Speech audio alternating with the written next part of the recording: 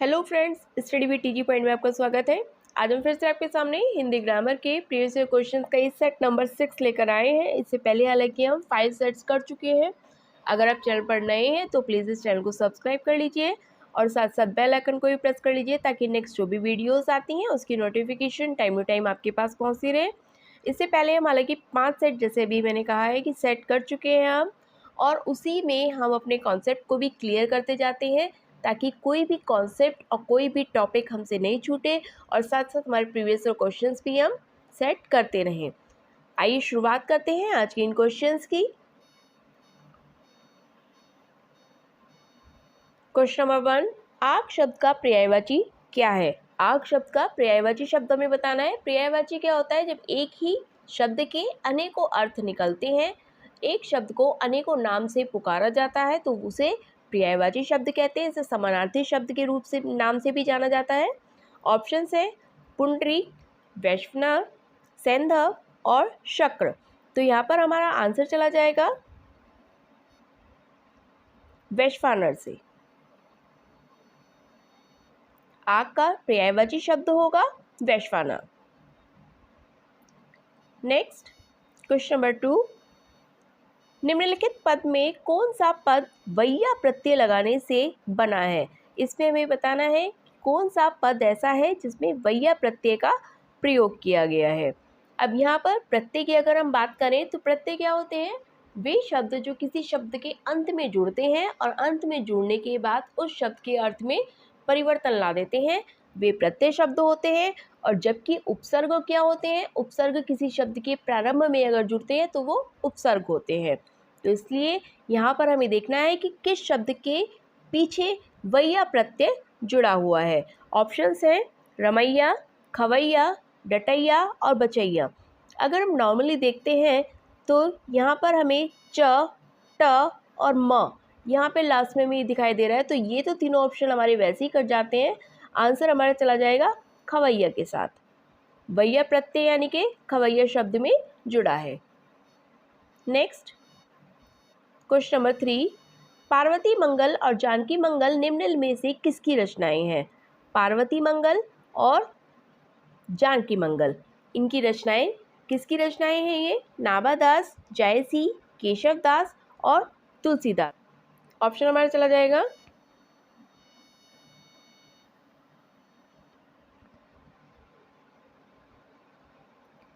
Next question number 4, संख्या गमन का सही संधि विच्छेद है। संख्या गमन शब्द है, इसका सही संधि विच्छेद हमें बताना है। सखी प्लस आगमन, सखी प्लस आगमन, सखी प्लस गमन और संख्या प्लस गमन। तो इसके लिए हमारा ऑप्शन चला जाएगा सखी धन आगमन। सखी धन आगमन ये संख्या गमन का सही संधि विच्छेद है। नेक्स्ट, अज्ञेय किस पत्र के संपादक रहे हैं? अज्ञेय किस पत्र के संपादक रहे हैं? ऑप्शन है विशाल भारत, सैनिक, दिनमान और सभी। तो अज्ञेय के लिए विशाल भारत ये भी है, सैनिक ये भी है और दिनमान भी है। तो हमारा ऑप्शन चला जाएगा ये सभी। ये सभी अज्ञेय इन सभी के पत्र के संपादक रहे हैं। नेक्स्ट क्वेश्चन नंबर 6, केंद्रीय हिंदी निदेशालय की स्थापना कब हुई?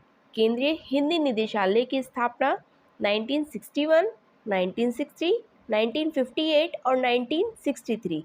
तो हमारा आंसर चला जाएगा 1960 के साथ। 1960 में केंद्रीय हिंदी निदेशालय की स्थापना हुई।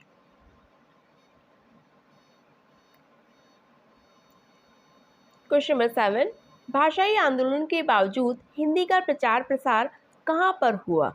मतलब भाषाई आंदोलन थे, उनके बावजूद भी हिंदी का जो प्रसार हुआ वो कहाँ से प्रारंभ हुआ? ऑप्शंस हैं पूर्वी भारत, पश्चिमी भारत, पूर्वोत्तर भारत या दक्षिण Bharat.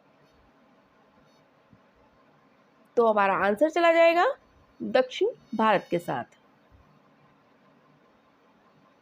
Next question number 8, Hindi दिवस कब मनाया जाता है? हिंदी दिवस के लिए ऑप्शंस है 15 अगस्त, 14 अगस्त, 14 सितंबर या 15 सितंबर। तो अगर यहाँ हिंदी दिवस की बात करते हैं तो ये चला जाएगा हमारा आंसर 14 सितंबर के साथ।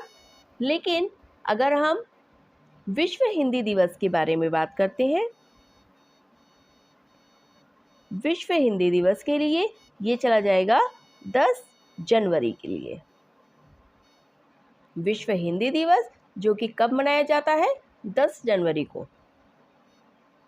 नेक्स्ट ये क्या हो गया है, में वाक्य का प्रकार कौन सा है। तो यहाँ पर अगर हम देखते हैं हाय शब्द के साथ हमें विस्मयवाचक चिन्ह नजर आ रहा है, तो हमारा आंसर चला जाएगा विस्मयवाचक के साथ। नेक्स्ट क्वेश्चन नंबर 10, निम्नलिखित में से कौन सा भूतकाल के भेद में नहीं आता है। संभाव्य, अपूर्ण, पूर्ण और सामान्य। तो भूतकाल के भेद में इसमें से कौन सा नहीं आता है, मतलब कौन सा भूतकाल में नहीं है। तो आंसर चला जाएगा हमारा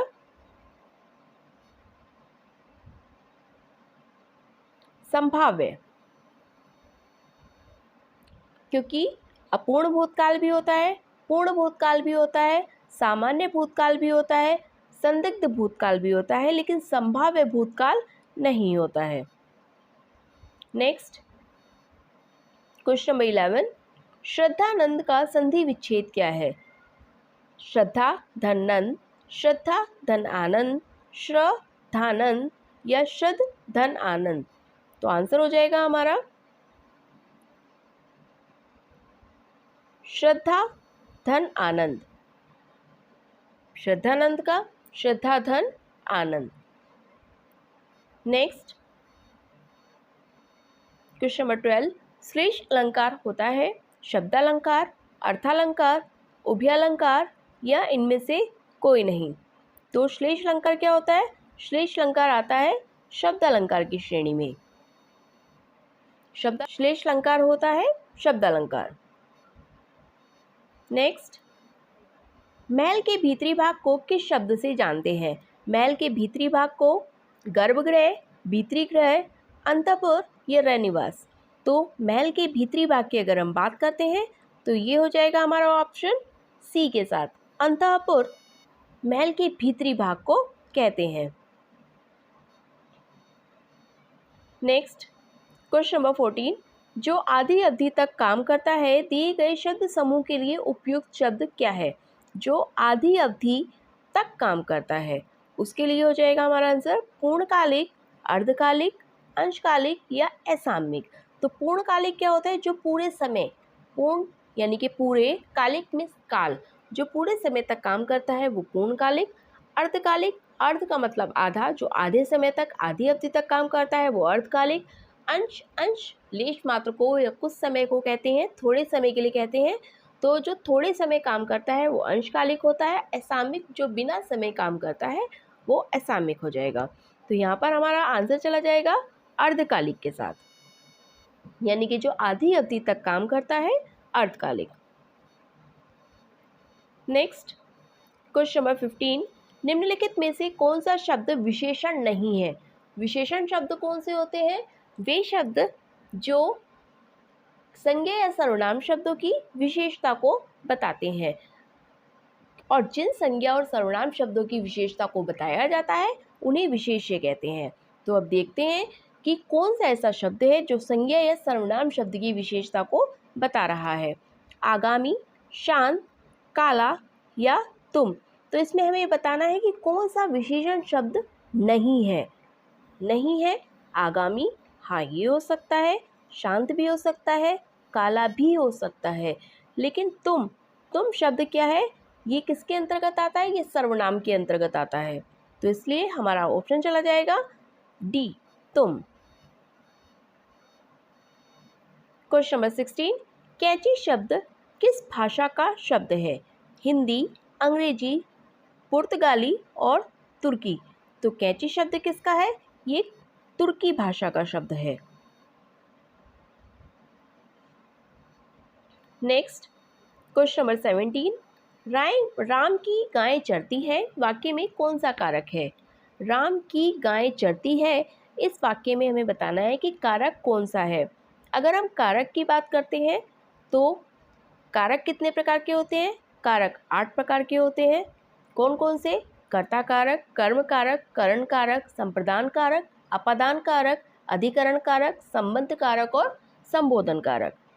कर्ता कारक, अगर हम इन्हीं ऑप्शंस को देखें तो यहाँ पे ने विभक्ति चिन्ह हमें पता चलता है कि जहाँ पर कर्ता, जैसे कर्ता ने, तो कर्ता के लिए ने विभक्ति चिन्ह, कर्म के लिए को विभक्ति चिन्ह हमें यहाँ पता चलता है, संबंध के लिए का, के, की या रा, रे, री शब्द से हमें पता चलता है वहाँ संबंध है, और अधिकरण के लिए में और पर आता है। में और पर जहाँ होगा वहाँ अधिकरण होगा। हमारा ऑप्शन यहाँ पर चला जाएगा राम की। तो राम की के लिए हमने संबंध कारक का प्रयोग होता है, तो यहाँ हमारा ऑप्शन चला जाएगा संबंध कारक के साथ। नेक्स्ट क्वेश्चन नंबर 18, हिंदी शब्द सागर का प्रकाशन किस संस्था ने किया था? हिंदी साहित्य सम्मेलन ने, नागरी प्रचारणी सभा ने, इंडियन प्रेस ने या राष्ट्रभाषा परिषद ने? तो हिंदी प्रचारणी सभा या हिंदी शब्द सागर का प्रकाशन, शब्द सागर का जो प्रकाशन हुआ था वो किसके द्वारा हुआ था? नागरी प्रचारणी सभा के। नागरी प्रचारणी सभा ये एक संस्था थी जिसने इसका प्रकाशन किया था। नेक्स्ट क्वेश्चन नंबर 19, बनारस अखबार का प्रकाशन कब शुरू हुआ? बनारस अखबार का प्रकाशन 1840 ईस्वी में, 1841 ईस्वी में या 1844 ईस्वी में या 1845 ईस्वी में? तो बनारस अखबार जो कि प्रकाशित किया गया था, कब प्रकाशित किया गया था?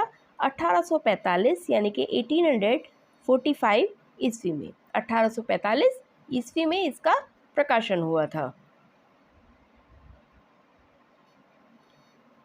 नेक्स्ट क्वेश्चन नंबर 20, यथाविधि में कौन सा समास है? यथाविधि में समास की अगर हम बात करते हैं, कर्मधारय समास, अव्ययभाव समास, द्विगु समास और तत्पुरुष समास। अगर हम यहाँ बात करते हैं कर्मधारय की, कर्मधारय में क्या होता है? विशेषण और विशेषी की प्रधानता होती है। अव्ययभाव में जो प्रथम पद होता है वो कैसा होना चाहिए? उपसर्ग वाला होना चाहिए। द्विगु समास में जो प्रथम पद होता है वो संख्यावाची होता है, और तत्पुरुष समास में हमें विभक्ति चिन्ह का लोप पाया जाता है। तो यहाँ पर हमारा ऑप्शन चला जाएगा, जैसे आंसर एग्जाम्पल है ये यथाविधि, तो यथाविधि के लिए जो हमारा ऑप्शन चलाएगा यथा में अगर हम प्रारंभ में देखते हैं तो यथा शब्द हमें दिखाई देता है कि यह यथा शब्द है, तो यहाँ पर ऑप्शन चला जाएगा हमारा अव्ययभाव समास के साथ, क्योंकि यथा शब्द क्या है? एक उपसर्ग है, और उपसर्ग के लिए अगर हमें प्रथम पद उपसर्ग नजर आता है तो वहाँ पर अव्ययभाव समास होता है। नेक्स्ट क्वेश्चन नंबर 21, छायादार शब्द किसका उदाहरण है? छायादार शब्द तत्सम, देशज, विदेशज या संकर? तो छायादार शब्द की अगर हम बात करते हैं तो ये तत्सम, देशज और विदेशज तो नहीं होगा, ये होगा संकर शब्द। अब देखते हैं संकर शब्द क्या होता है। जब दो शब्द जो अलग अलग भाषाओं से बने हो लेकिन उन्हें मिलाकर जोड़कर बोला जाता है, वहाँ पर संकर शब्द होते हैं। वो संकर शब्द होते हैं जैसे छाया और दार, दो अलग अलग भाषाओं के शब्द हैं, इन्हें मिलाकर अगर हम बोलते हैं तो छायादार बोला जाता है, और छायादार शब्द संकर भाषा के अंतर्गत आता है। नेक्स्ट, प्रत्यक्ष के द्वारा अप्रत्यक्ष का चमत्कारपूर्ण वर्णन किस अलंकार का लक्षण है? प्रत्यक्ष के द्वारा अप्रत्यक्ष का चमत्कारपूर्ण वर्णन। ऑप्शंस है अनुमान, एकावली, परिकर या कारणमाला। तो हमारा आंसर चला जाएगा अनुमान के साथ, क्योंकि प्रत्यक्ष के द्वारा जब अप्रत्यक्ष का चमत्कार पूर्ण वर्णन हमें देखने के लिए मिलता है तो वहां पर सिर्फ अनुमान की ही बात होती है। नेक्स्ट क्वेश्चन नंबर 23, हिंदी के अन्य पुरुष के निश्चयवाचक सर्वनाम का आधिकारिक रूप है। वह, उन, उस और उन्हें। तो अगर हम यहाँ बात करते हैं अन्य पुरुष की, अन्य पुरुष कौन से होते हैं? सर्वनाम में पुरुषवाचक सर्वनाम 3 प्रकार के होते हैं। कौन कौन से? उत्तम पुरुष, मध्यम पुरुष और अन्यम पुरुष। उत्तम पुरुष में केवल जो फर्स्ट पर्सन होता है यानी कि कर्ता के बारे में बात होती है। मध्यम पुरुष में सामने वाला, उसके बारे में बात होती है, किसी दूसरे व्यक्ति के बारे में बात होती है। और जहाँ अन्य पुरुष की बात होती है वहाँ किसी थर्ड पर्सन यानी कि तीसरे व्यक्ति के बारे में बात होती है। तो यहाँ पर पूछा है हमें कि अन्य पुरुष के निश्चयवाचक सर्वनाम का आधिकारिक रूप कौन सा होगा। ऑप्शन है हमारे वह, उन, उस और उन्हें। तो अगर हम देखते हैं उन, उस या उन्हें, ये तो नहीं होगा, जबकि वह, हम कह रहे हैं कि मैं और तुम के बारे में बात ना हो कि मैं फर्स्ट पर्सन, तुम सेकंड पर्सन और वह थर्ड पर्सन यानी कि अन्य पुरुष के रूप में आता है। तो हमारा ऑप्शन चला जाएगा वह के साथ। नेक्स्ट क्वेश्चन नंबर 24, हिंदी किस भाषा परिवार की भाषा है? द्रविड़, चीनी तिब्बती, भारोपीय या ऑस्ट्रेलियाई? तो हिंदी किसकी है? ये भारोपीय परिवार की भाषा है।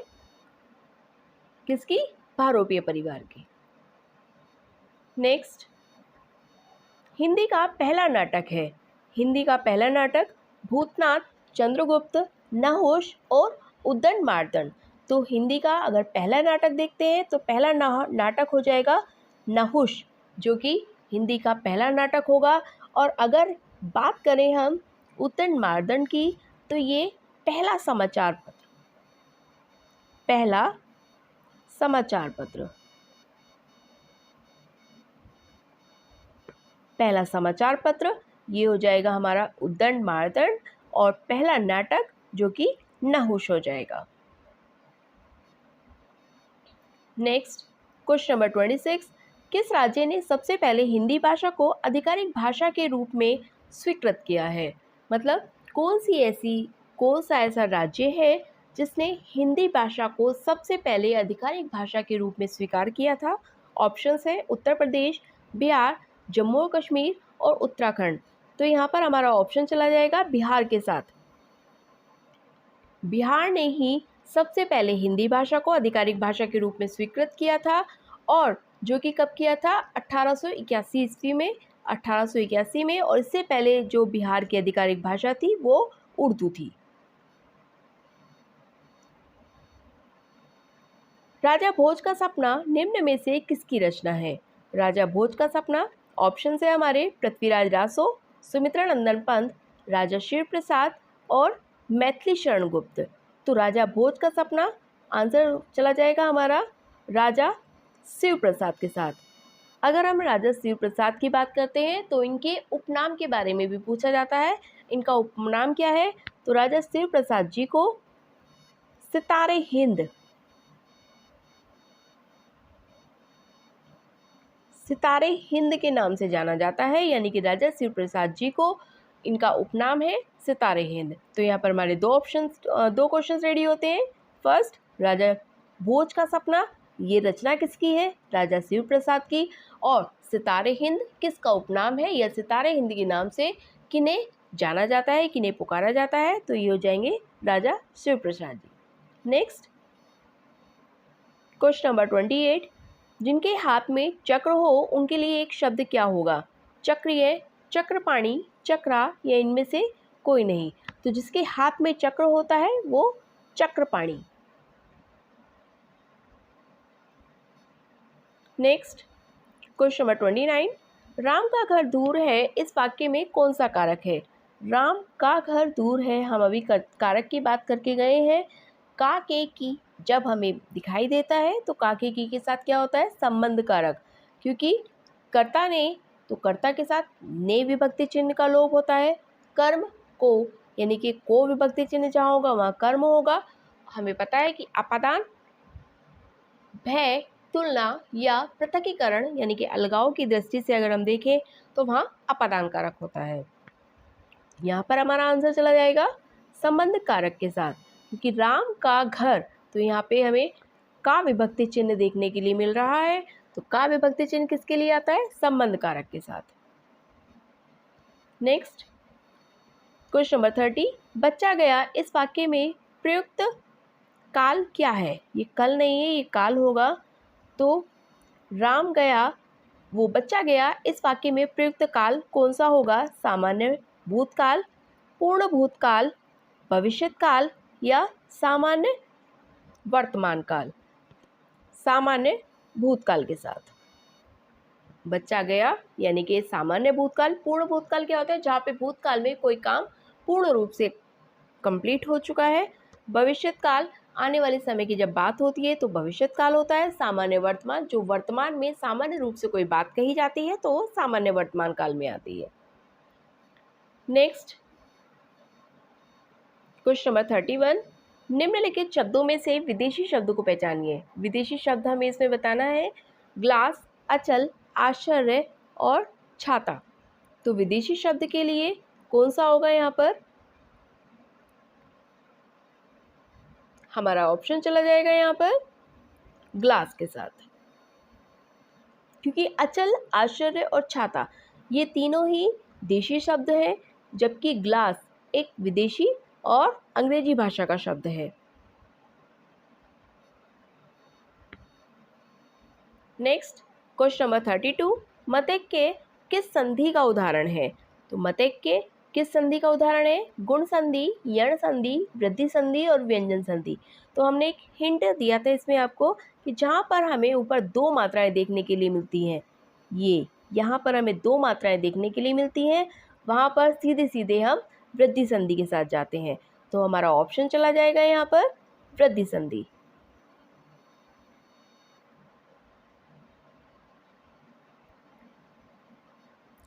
नेक्स्ट, ये थे हमारे आज तक के क्वेश्चंस। आशा है आपको पसंद आएंगे। अगर आप चैनल पर नए हैं तो प्लीज़ इस चैनल को सब्सक्राइब कर लीजिए और साथ साथ बेल आइकन को भी प्रेस कर लीजिए, ताकि नेक्स्ट जो भी वीडियोस आती हैं उन सब की नोटिफिकेशन टाइम आपके पास पहुंचती रहे और डेली आपकी प्रैक्टिस होती रहे। आपकी हिंदी कंटिन्यू रहे प्रैक्टिस फॉर्म में। हम कॉन्सेप्ट्स भी क्लियर करेंगे और क्वेश्चंस भी कवर अप करेंगे। तब तक के लिए मिलते हैं नेक्स्ट वीडियो में। तब तक के लिए थैंक यू।